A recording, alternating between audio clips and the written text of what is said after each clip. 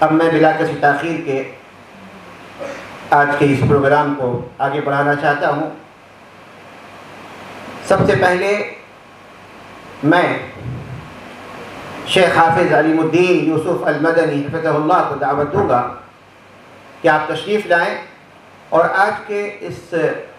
Seminar میں اپنی افتتاحی کلمات کے ذریعہ اور کچھ تعارفی کلمات کے ذریعہ سامعین کو خطاب فرمائیں۔ حافظ علیم الدین یوسف المدنی حفظہ اللہ۔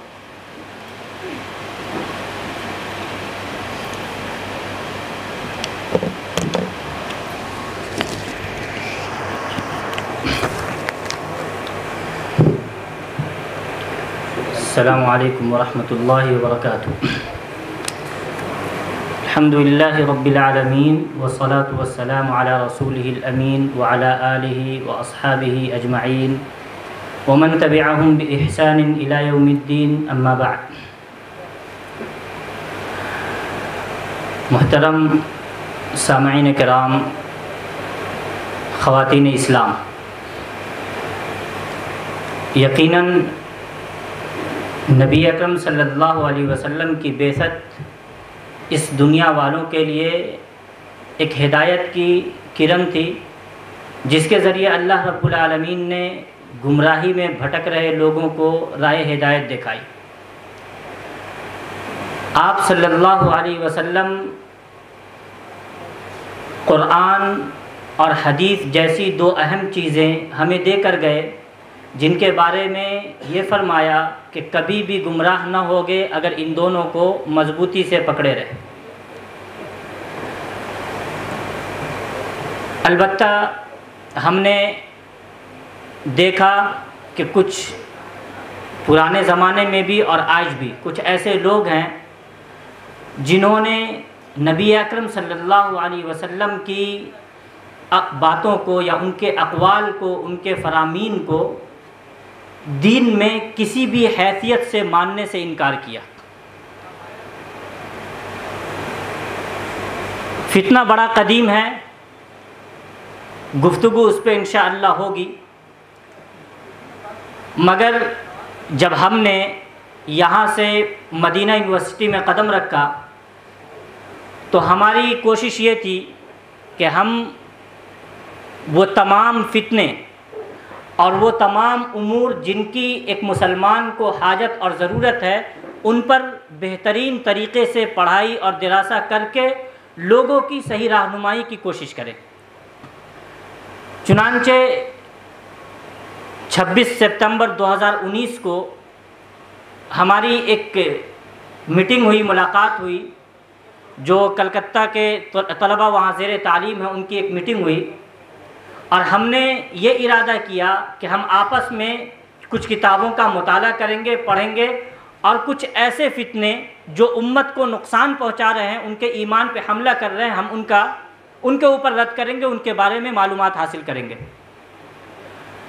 اللہ کا شکر ہے کہ ہم نے کئی ایک مجالس کا اہتمام کیا وہاں، اور ایک بڑی کتاب، بہترین کتاب، جسے اردو میں طلب علم کی راہ میں رکاوٹیں اس نام سے جانا جاتا ہے، جو کہ عبدالسلام ابن برجس رحمہ اللہ کی کتاب ہے، یہ ہم نے کئی ایک مجالس میں ختم کی۔ اس کے بعد باتفاق رائے ہم نے انکار سنت کے تعلق سے اردو اور عربی میں لکھی گئی کتابوں کو جمع کرنا شروع کیا۔ اردو میں ہم نے تقریباً 29 سے 30 کتابیں جمع کی، اور عربی میں تقریباً 45 سے 46 کتابیں جمع کی۔ اور ہماری پہلی میٹنگ اس سلسلے میں ایک میٹنگ ہوئی جس میں ہم نے اس کا ایک خلاصہ اور ایک خاکہ پیش کیا کہ ہم کو انکار سنت پہ کس طریقے سے کام کرنا ہے۔ اس کے بعد جانتے ہیں کہ ایک وبا آئی جس سے پوری دنیا متاثر ہوئی، ہماری مجلس بھی متاثر ہوئی، دوسری مجلس کا انعقاد نہیں ہو سکا، لیکن اللہ رب العالمین کی یہ ایک منشا تھی، مرضی تھی کہ اس دوسری مجلس کا انعقاد، اس کی ایک کڑی کا انعقاد یہاں آپ کے شہر کلکتہ میں ہو، اور الحمدللہ آج ہم اس سلسلے کی ایک عظیم کڑی کو یہاں دیکھ رہے ہیں۔ انکار حدیث، آپ انشاءاللہ اس ٹاپک پہ بہت بہترین باتیں سنیں گے، بعض ایسی باتیں جو آپ کے دل کو دہلا دیں گی، لیکن انکار حدیث دراصل یہود و نصارہ اور کفار و مشرکین کی ایک کوشش ہے۔ وہ اصل یہ چاہتے ہیں کہ آپ کے دین کی جو بنیاد ہے قرآن اور حدیث، اس کو آپ کے سامنے مشکوک بنا کر پیش کریں۔ جب آپ کی بنیاد مشکوک ہو جائے گی تو پھر آپ کے دین کو اور آپ کے ایمان کو ختم کرنا ایزی ہو جائے گا۔ یہی وجہ ہے کہ ہم نے اس فتنے کی سرکوبی کے لیے اس مجلس کا انعقاد کیا اور ان موضوعات کا انتخاب کیا، ان ٹاپکس کو چنا جن کے ذریعے ہم ان کی بنیادی باتوں پر، بنیادی شکوک پر، بنیادی اعتراضات پر حملہ کر سکیں۔ انشاءاللہ ہمارا یہ عزم ہے کہ جب تک اللہ رب العالمین نے ہمیں اس دنیا میں رکھا تب تک ہم یہ اور ان جیسے دیگر فتنوں کا مقابلہ کرتے رہیں گے،